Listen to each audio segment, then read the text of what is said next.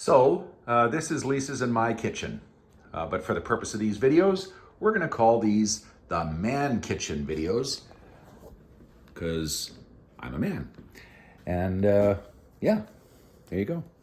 Okay, I'm gonna try something experimental today. Don't know if it's gonna work or not, but you'll be with me through the whole thing. Gonna make a cinnamon pull-apart. So making regular brioche dough, which, as you know, involves warming 1 1/4 cups of milk and 1/4 pound of butter.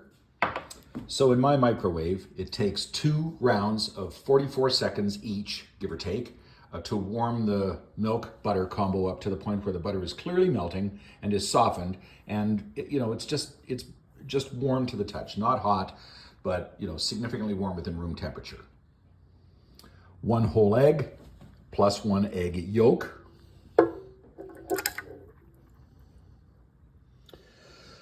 4 cups of flour. I use a combination of 2 flours, though it isn't necessary at all. You can get away with just all-purpose, but I use 2 cups of regular white flour, like all-purpose flour, and 2 cups of what's called strong flour. I don't know if it makes any difference or not.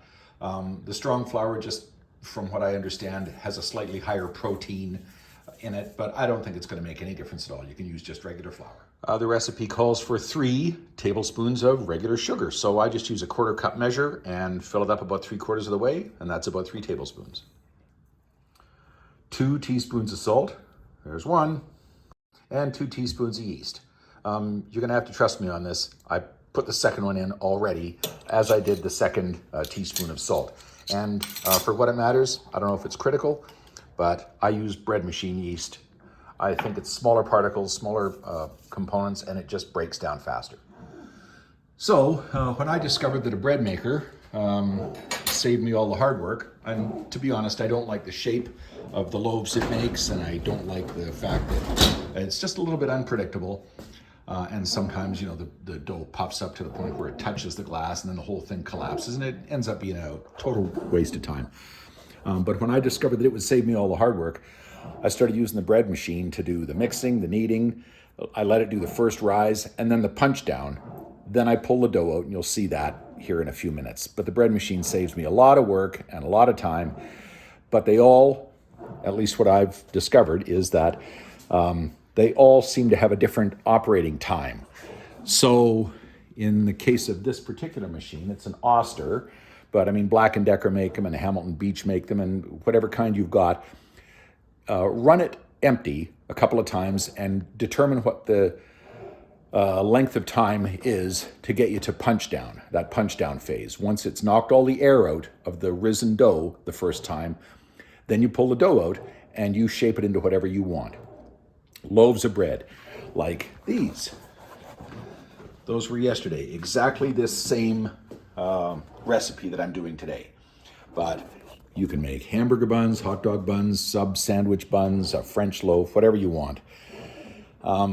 Today we're going to be making this into a cinnamon pull-apart in a bundt pan, I think.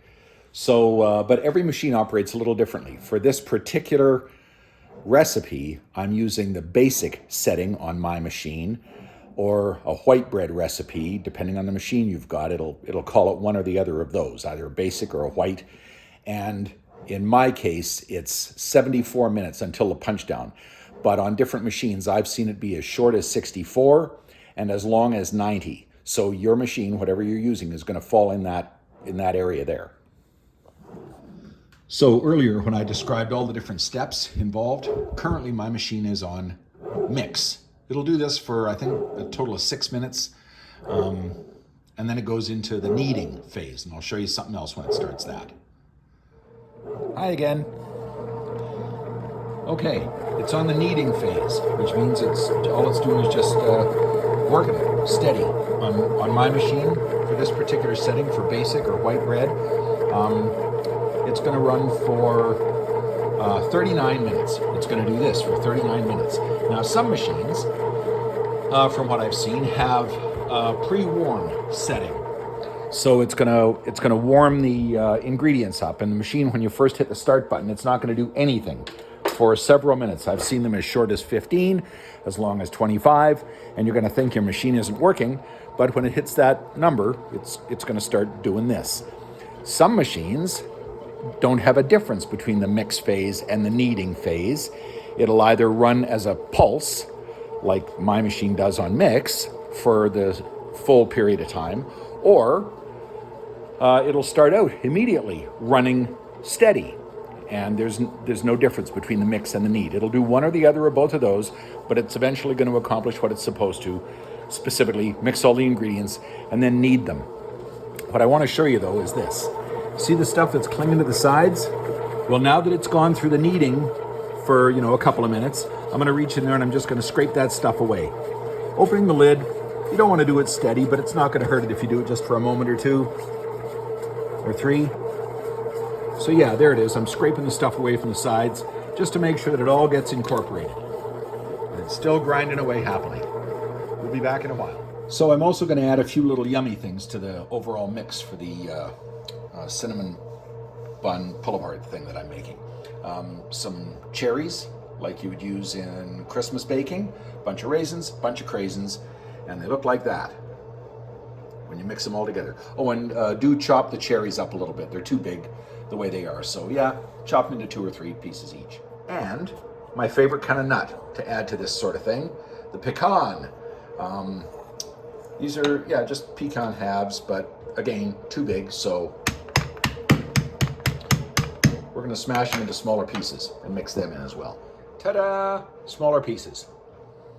Okay, so there's the whole works of the little add-ins, the pecans, chopped cherries, raisins, and craisins. But I mean, if you want to, you could chop dried apricots, or you could throw in some currants. You could use anything at all you like that's going to sweeten it up a little bit and just break up the monotony. And because a single batch of this dough makes 2 full-size loaves of bread, I think it's going to be more than I can fit in one bundt pan. So I got an 8-inch round cake pan as well to take on any overflow.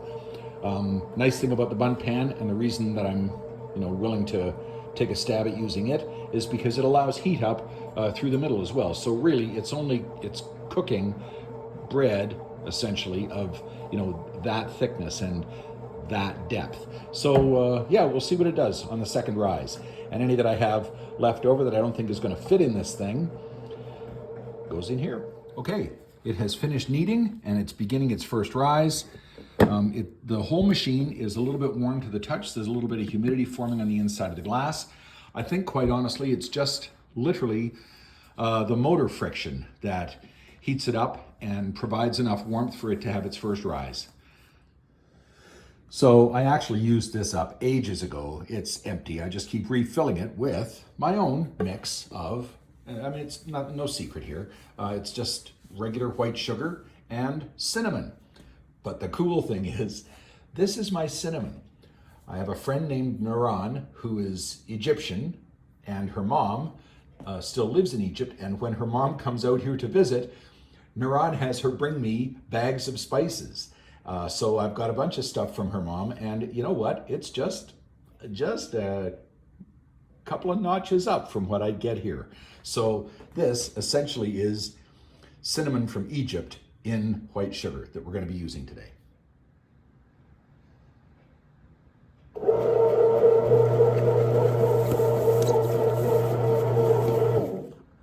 Well, clearly we've hit the 74-minute mark. This is the punch down. Every machine will do this in some manner or another. Might be half a dozen pulses.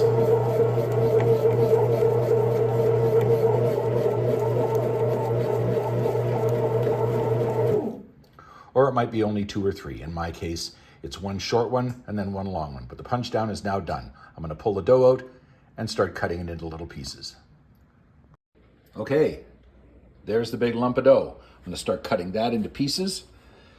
I'm going to wet it, roll it around in the melted butter. And I got to tell you, I melted the butter a little bit too much. It was actually foaming up in the microwave. So it's too hot for me to dip my fingers in. I'm going to use one of those spoons. Throw a little ball of dough in there, toss it in there, toss it around. That's the cinnamon sugar. and in there it goes. Once I get a layer, I throw a bunch of this stuff on top and repeat as needed. So there we go. Never done this before. Wish me luck. Okay, I don't have a lot of time to explain because I'm only partway through the dough, but it seems to be working pretty well. Wet in the butter, toss it in the cinnamon sugar, throw it in there, sprinkle it with that stuff.